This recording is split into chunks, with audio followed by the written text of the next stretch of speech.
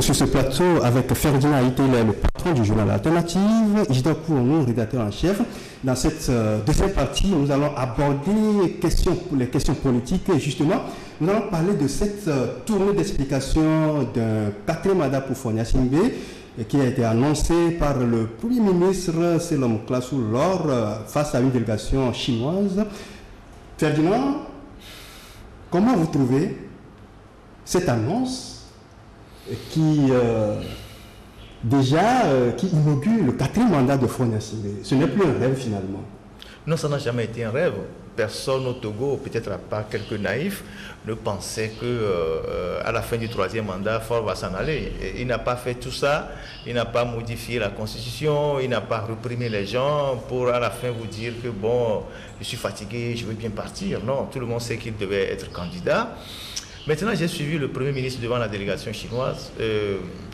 J'ai trouvé son intervention assez pathétique parce que le Premier ministre parle de Faure en disant c'est un guide éclairé. Même en Chine aujourd'hui, on ne parle plus de guide éclairé. La page de guide éclairé en Chine a été fermée depuis Mao Tse-tung. Pendant la période de Deng Xiaoping, on a eu des réformes.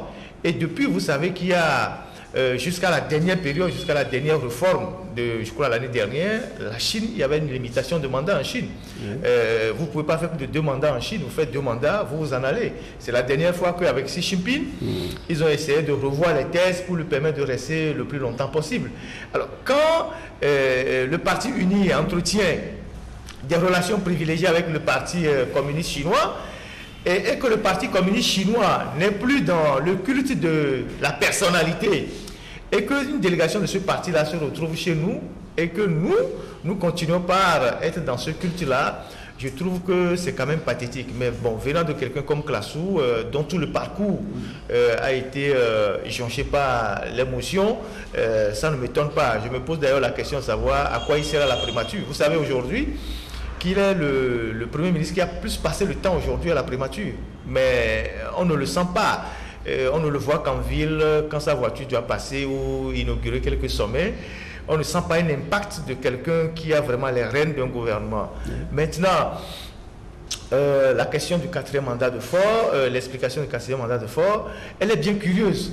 Parce que s'ils se sont battus par tous les moyens pour que Faure aille à un quatrième mandat, c'est qu'ils sont convaincus de la pertinence de ce projet-là. Alors, pourquoi ils vont maintenant faire une tournée pour expliquer quoi à qui? On a le sentiment ou l'impression qu'il y a une certaine frilosité, ou bien il y a une fébrilité du système au pouvoir. Parce que, en réalité, s'ils sont convaincus de ce qu'ils font, s'ils savent que les Togolais adhèrent à leur politique, ils vont au congrès de UNIR et puis ils nous annoncent qu'il faut un candidat pour un quatrième mandat, et puis les gens vont applaudir. Maintenant, s'ils sentent la nécessité de faire une tournée pour expliquer l'opportunité d'un quatrième mandat pour leurs champions, c'est qu'eux-mêmes, ils ont encore des doutes. C'est qu'eux-mêmes, ils ont encore la peur. Et donc, ça veut dire que c'est pas gagné pour eux. Vous voyez, moi, c'est la lecture immédiate que je fais. Et ça me rappelle quoi? En 89-90, lorsque le vent de l'Est a commencé par souffler, nous étions tous là. Quand on a envoyé les barons à l'époque sur le territoire pour expliquer que la démocratie qui venait, le vent de l'Est n'était pas une bonne chose pour nous et qu'il fallait continuer par applaudir le système des Yadema. Un an après, on a eu le 5 octobre. Et il n'y a pas longtemps, on a vu Awanana et sa bande faire une tournée à l'intérieur du pays pour expliquer une nouvelle constitution ou bien la rétroactivité ou quelque chose comme ça. Et ça s'est mal terminé. Même à Kara, ils ont été vraiment pris par la gorge. À Sokoré, ça a créé des problèmes. Et finalement, à Lomé même, ils ont arrêté, ils n'ont plus continué. Et donc, je souhaite vivement que Klasu et ses amis circulent vraiment sur le territoire pour expliquer aux Togolais pourquoi Faure doit être un quatrième mandat. Et on va voir la réaction de nos frères. Après, on dirait qu'après le guide libyen, on a un guide togolais. Et je cite le morceau du Premier ministre. Il dit, dans quelques mois, nous avons des enjeux. Et il faut faire pour que le président de la République continue de poursuivre la vision qu'il a pour ce pays. Notre pays qui veut devenir le hub dans la sous-région a besoin d'un leader éclairé. qu'est le président Faure Gnassingbé. Et il place ce 4e mandat sous le signe de la paix et de la sécurité qu'incarne Faure Gnassingbé. Quand vous lisez la phrase là, je me suis beaucoup retenu pour ne pas s'exclamer, quoi. Alors, parce que vous voyez la personnalité qui prononce ce discours là. Vous connaissez son passé, ce qu'il a été dans ce régime jusqu'à maintenant. La vision de Faure pour ce pays, oui. Ah oui, il a raison, parce que la vision de Faure pour ce pays, c'est de trouver un Premier ministre pantin à la primature, un Premier ministre qui s'assied à la primature, qui ne fait rien, un Premier ministre qui ne sait même pas, qui ne connaît même pas son cahier de charges, ce qu'il doit faire pour c'est-à-dire faire éclore la vision du chef de l'État dont il parle. Vous voyez, moi, de vous à moi, est-ce qu'on a besoin, quand on fait bien à la tête d'un pays, est-ce qu'on a besoin d'explications au peuple? C'est le peuple qui choisit, c'est le peuple qui élit, c'est le peuple qui dit, vous avez bien fait, ben, nous, on vous reconduit. C'est ça. C'est parce qu'ils savent qu'ils ont échoué. C'est parce qu'ils savent que les 15 ans à la tête de ce pays, c'est un échec. Maintenant, il faut aller baratiner ces populations au sein de laquelle il y a des ignorants peut-être qui vont encore les applaudir et dire, voilà, nous sommes là, nous allons vous voter. Parce qu'entre-temps, on a prévu distribuer un t-shirt 1500, un bidon d'huile, un sac de riz à quelques individus pour pouvoir aller voter. Et malgré cela, moi je le dis encore aujourd'hui, malgré cela, même si cette tournée d'explication ont lieu, si on va à ces élections, ou bien à cette présidentielle en 2020, Faure n'aura pas 5% si on a des élections claires et transparentes. Mais c'est quand même curieux, hein, c'est quand même curieux qu'un parti qui a eu la majorité au Parlement, aux élections municipales... Justement, c'est ce que je veux dire.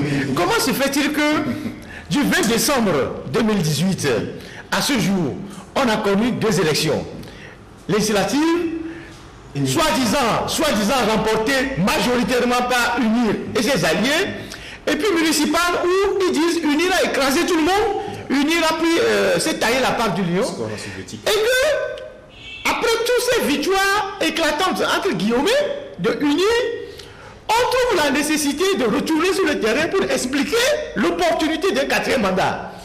Vous comprenez donc que toutes ces élections passées n'ont été que des trucages en réalité. Ces gens savent qu'ils ne sont pas populaires, qu'ils sont vomis par les Togolais. Et la première leçon qu'il faut tirer de la déclaration de Classou, c'est que contrairement à ce que les gens pensent, ce régime n'est pas serein. Ce régime est frileux. Ils sont fébriles. Parce que s'ils sentent la nécessité de retourner sur le terrain pour expliquer aux Togolais lambda que leur champion doit faire un 4e mandat, c'est parce qu'ils savent que les Togolais les rejettent. Vous voyez, bien évidemment, Classou, il a ses mots, il dit oui, Faure c'est le guide éclairé, tout ça, il travaille beaucoup, il fait énormément, il doit rester. Allez seulement à Notien, chez Classou. Faites le tour de Notien. En 2 minutes, vous êtes déjà passé dans la ville de Notien. Je rappelle qu'il y a une seule route qui passe dans la ville de Notien. Et c'est la seule route goudronnée. Où il y a une bretelle qui va vers Tomou maintenant qu'on a goudronné. En 2 minutes, vous êtes passé dans la ville de Notien. Le berceau des éveils. Vous n'avez aucun centre culturel, vous n'avez aucune salle de sport, vous n'avez aucune infrastructure digne de ce nom. Il n'y a pas de terrain, hein, le terrain de USAO, je ne sais pas comment on l'appelle, Ange de Notien, on est en train de bricoler les choses là-bas. Vous n'avez pas d'hôpital digne de ce nom. L'hôpital de Notien n'a pas d'ambulance. Hein? Et quand je dis ambulance, ils ont quelque chose, mais ce n'est pas une ambulance. On ne peut même pas transporter quelqu'un. Ils n'ont pas de radio qui fonctionne normalement. Donc ça, c'est chez le Premier ministre. Et il est au pouvoir depuis, il est à la primature depuis... plus de 5 ans déjà qu'il est là. Il est plus ancien. Il a accumulé plus que tous les autres premiers ministres. 2015. Et voilà. Et donc, vous voyez le lycée de Notien, c'est entouré de broussailles. Il n'y a même pas d'infrastructure à Notien. Je ne sais pas si vous comprenez. Il n'y a pas de lieu où on peut dire on fait un spectacle. À part ce privé qui a mis ce hôtel là-bas, le berceau, où beaucoup de gens n'y vont pas. Les gens préfèrent Palimé parce que si vous allez au berceau, après le berceau, il n'y a plus rien. Mais à Palimé, vous avez des lieux où vous pouvez vous réjouir et tout ça. Et donc, voilà le monsieur qui nous dit, son champion travaille bien, mais voilà l'état dans lequel se trouve sa ville. Vous avez vu le commissariat de Notier? Mais c'est tout dit. Vous avez vu la gendarmerie de Notier? Mais c'est une catastrophe. Vous avez vu la prison de Notier? Elle est comme le colon l'a laissé, dans un état piteux. Parce qu'on avait enfermé des opposants là-bas, on allait leur rendre visite là-bas, à la prison de Notier. C'est une catastrophe. Et c'est ce monsieur, tout fièrement, qui nous dit oui, notre champion travaille bien, il faut un 4e mandat. Comme si lui-même, là où il est, son ambition s'arrête à la primature et que lui ne pouvait pas être un chef d'État. Vous voyez, même en Chine, là, le parti qui est venu les voir là et qui est allé après chez Ouattara, ils ont continué, ils sont allés aussi voir le RHDP là-bas en Côte d'Ivoire. Même dans le parti communiste là, je vous dis qu'il n'y a plus de guide éclairé. Tu fais 2 mandats, tu dégages. D'autres aussi doivent continuer. Et c'est ce parti-là qu'ils ont reçu. Et lui, il tient ce discours-là. Vous imaginez, même si il y a quelques années ou bien il y a 2 ans, la Chine a modifié un peu les conditions. On sait qu'en Chine, il n'y a pas de pouvoir éternel.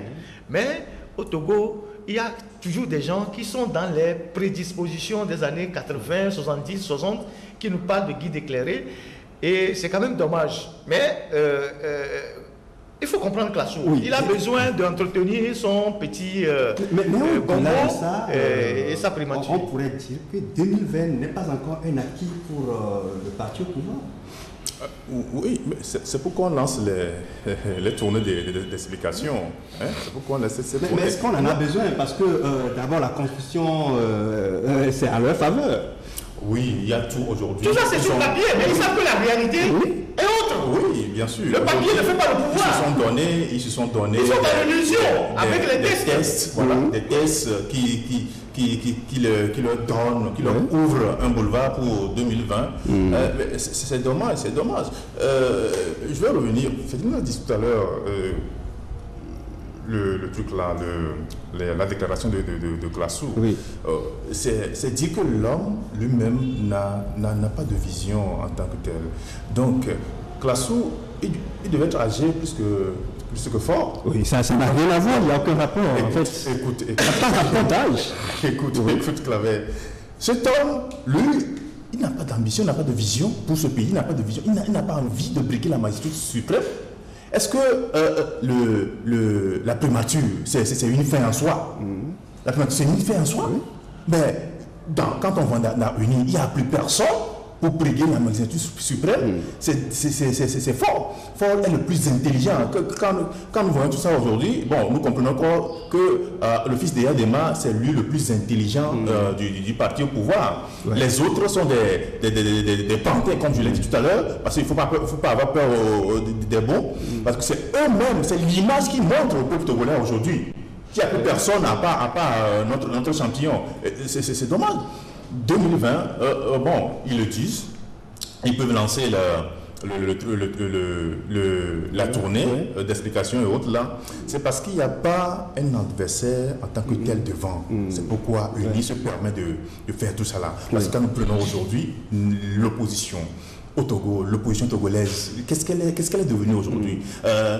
Entre-temps, cette semaine, il y en a des leaders qui disent il faut faire l'unité, il faut évoluer dans la dynamique unitaire et autres là. Mais qu'est-ce qu'ils font concrètement? L'UNI, c'est que véritablement, il n'y a pas d'adversaire, donc on fait ce qu'on veut. C'est ça. C'est en fait la formule traditionnelle pour ces dictateurs qui se nourrissent de l'ambition de briguer un autre mandat. Parce que quand vous voyez Alpha Condé aussi le dire lui-même, ces partisans qui chantent 4e mandat et 3e mandat au Togo, autant de Yadema, c'était la même chose.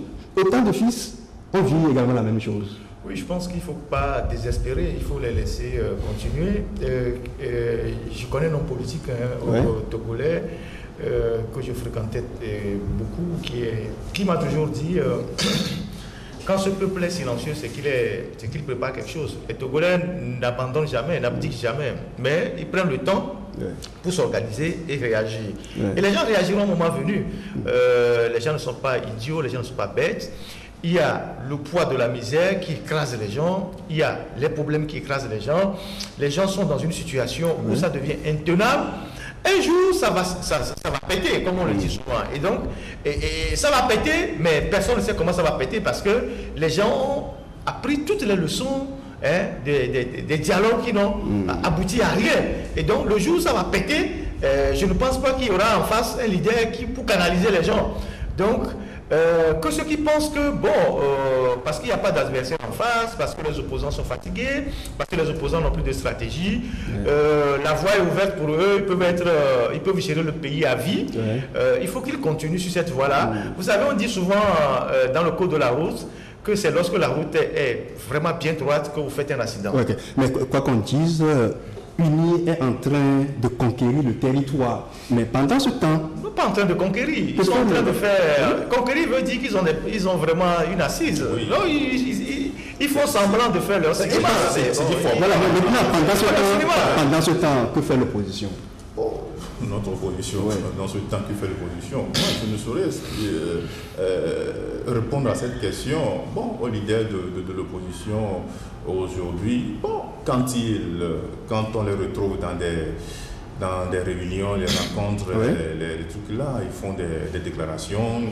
Tout dernièrement, vous avez vu samedi dernier, lors de comment s'appelle, congrès extraordinaire de ce parti, les démocrates, ils sont tous rassemblés là-bas. Vous voyez tout ce qu'ils disaient.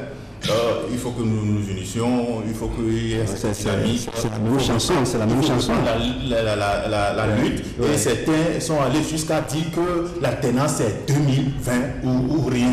Bon, je me demande sur quelle base ils font cette déclaration. Ils recommencent ces incantations.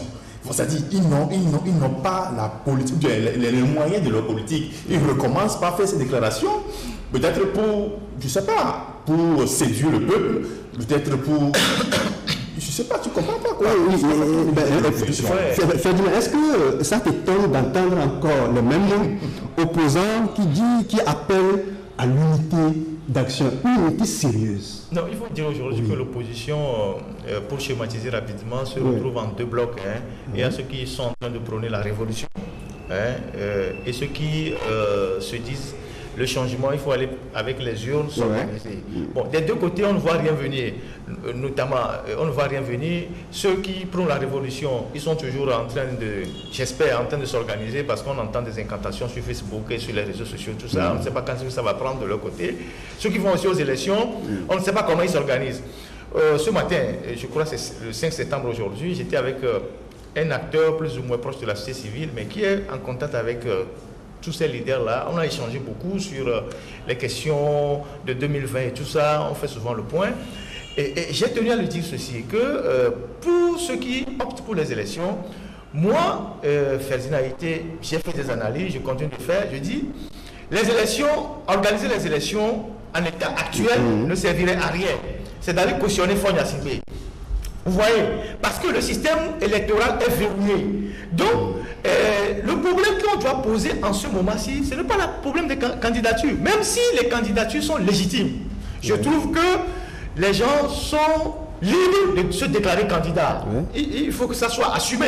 Il ne faut pas dire que pourquoi celui-ci est candidat, pourquoi celui-ci est candidat, pourquoi lui aussi doit être candidat. Non, il faut laisser la voie ouverte. Les gens peuvent manifester, exprimer leurs ambitions. Maintenant, si vous obtenez les conditions d'organisation des élections, vous verrez par rapport à la situation qui a le profil pour pouvoir incarner le changement. Ça, c'est un autre débat. Mais je trouve quand même bizarre qu'à quelques mois de la fin de l'année, l'opposition ne lance pas la bataille des réformes. Parce qu'il y a les réformes qui sont laissées en suspens. Le cadre électoral, la question du fichier électoral, la Cour constitutionnelle, la question de la CENI, les questions liées à la transparence et à la sécurité même des élections. On n'entend personne. On n'entend personne. Ils sont inaudibles.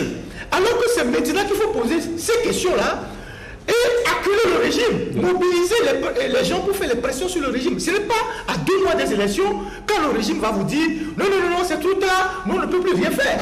Et il y a même la question du fichier. Les gens ne sont pas recensés. Je ne sais pas si vous comprenez. Et donc, je disais à cette personne-là, c'est maintenant qu'il faut poser les problèmes.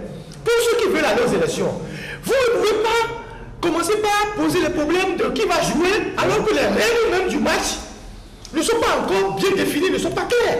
Il faut d'abord lutter pour avoir des règles équitables pour le match avant de choisir ceux qui vont aller jouer. À l'instant T, les conditions d'organisation des élections sont favorables au régime. La CENI est à leur botte, la Cour constitutionnelle est pour eux, le fichier est totalement bitouillé, et les forces de l'ordre sont là pour vous mater, et donc la fraude sera à gogo. Donc c'est tout ça qu'il faut obtenir d'abord. Il faut obtenir ces réformes avant de savoir qui va être candidat. Entre-temps, j'aurais appris par mes sources d'information que le pouvoir cherche même à anticiper les élections d'un mois. C'est-à-dire qu'ils veulent organiser les élections au mois de février, que c'est en étude. Je ne sais pas si c'est déjà acté. Et j'ai informé ce monsieur pour lui dire, allez leur dire que le fonds Yacine Bey, pour lui, si on peut même organiser les élections à la fin du mois de septembre, là, il est partant pour que son 4e mandat commence vite. Lui, il veut vraiment que ça commence vite. Alors, il ne faut pas que l'opposition, à un moment donné, se laisse surprendre par le régime. Donc, c'est maintenant que, de façon unanime, pour ceux qui veulent aller aux élections, parce que j'ai dit, il y a ceux qui veulent faire la révolution. Pour ceux qui veulent aller aux élections, c'est maintenant qu'il faut poser de façon unanime la question des réformes. Et si vous avez le minimum, en fonction de ce minimum de garantie que vous avez, vous verrez parmi vous qui est à même parmi tous ceux qui vont exprimer leur candidature, incarner l'option que vous voulez. Je ne sais pas si vous comprenez. Mais là, ça dort, nous sommes en septembre. Ça dort, et vous les voyez dans les conférences, dans les... je ne sais pas, parfois dans les funérailles où ils disent oui, 2020 là, non, ça, il va se passer quelque chose. Alors que tout le monde sait que s'ils ne font rien, il ne se passera rien. Et qu'ils sont en train de faire des incantations comme ils ont fait pendant le dialogue et tout ça là, c'est des histoires.